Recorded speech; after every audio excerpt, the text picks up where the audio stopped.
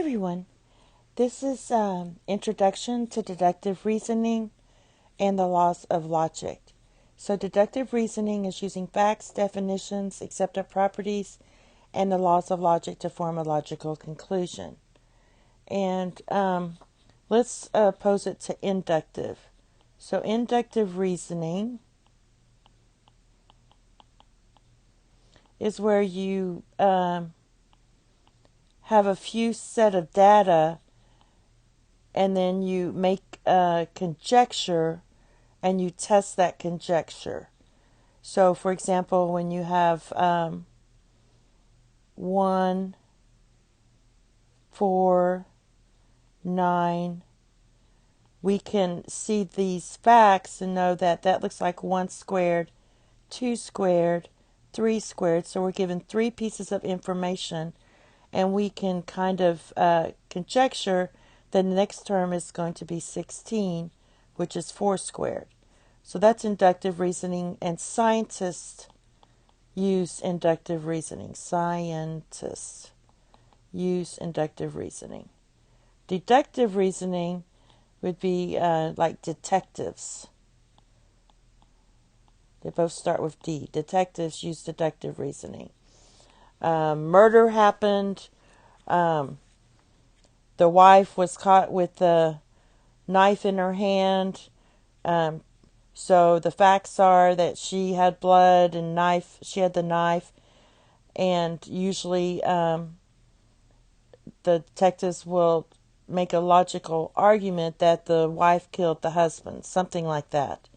So they, or they don't know who killed the husband. So they start gathering facts and definitions and the laws to form a logical argument. So detectives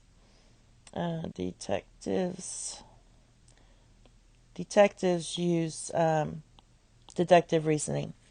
So we're talking about deductive reasoning, and the two outcomes are the law of detachment. So if the hypothesis of a true conditional, if then, remember that's a if then. If the hypothesis is true, then the conclusion is also true. All right? And the other one is the law of syllogism, and it's also known as the chain rule. And it says if hypothesis B, then conclusion Q.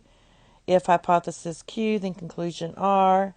And if these statements are true, and then if hypothesis P, then conclusion R. So this is also known as the transitive property.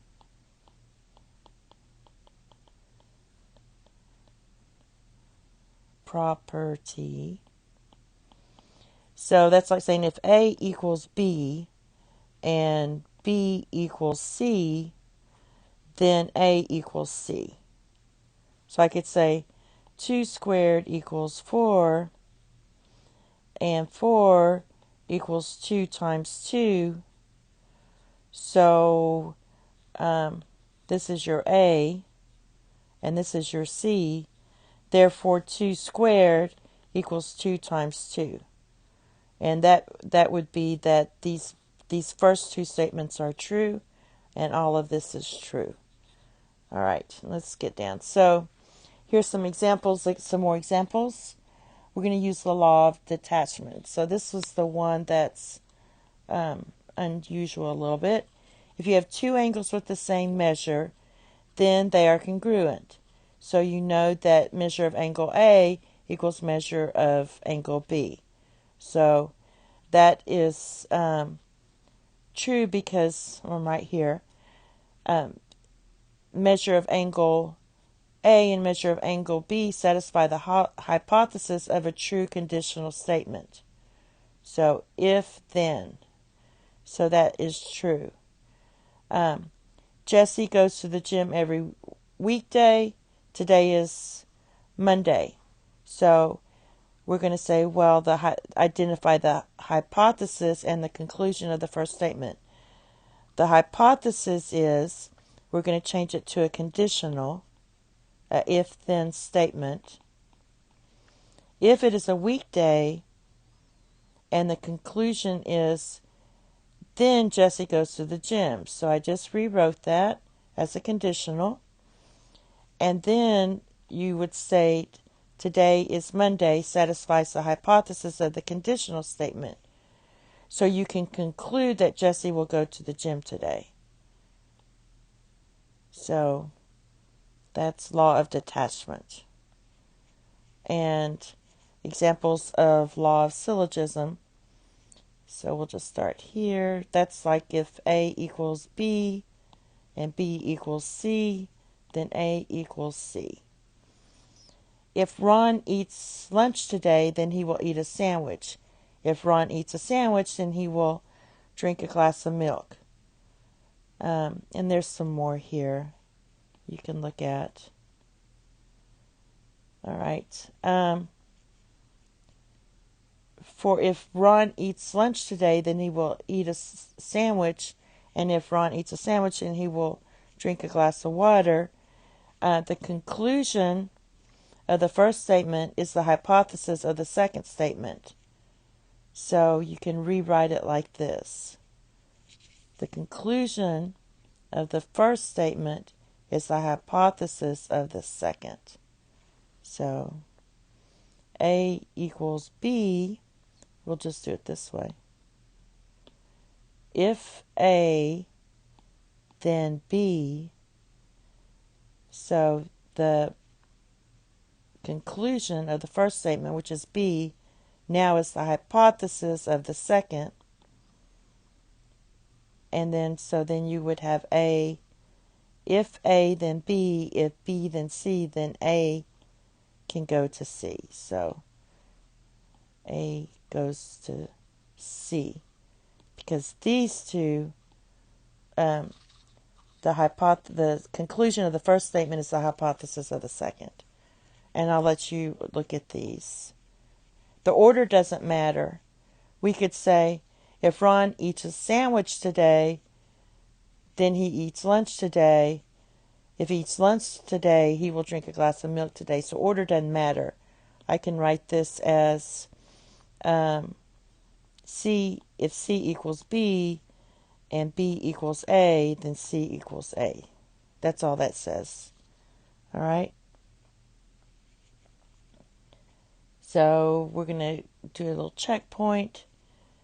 If the measure of angle A is in between 0 and 90 degrees, that's exclusive, meaning they can't equal that, then A is acute. The measure of angle A is 38 degrees, so we could say, using the law of attachment, we can say that angle A is acute. And remember, we're using deductive reasoning. Okay, now, if you do your homework, then you can watch TV. That's if P, then Q. If you watch TV, so now we're making the conclusion Q our hypothesis, then you can watch your favorite show. So PQR. All right. So if you do your homework, which is P, then you can watch your favorite show. That's law of syllogism.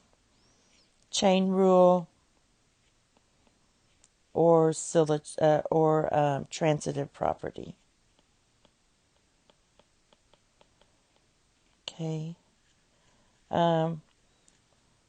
Here's some more inductive and deductive reasoning comparisons.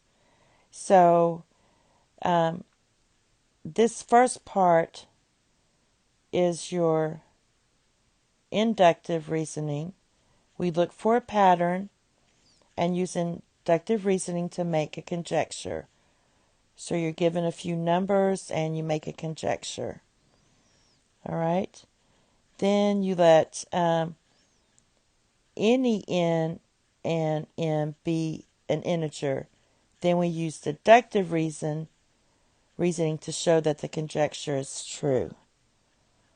and then you would make your final conclusion. All right. So that's just an example there if you want to read through that.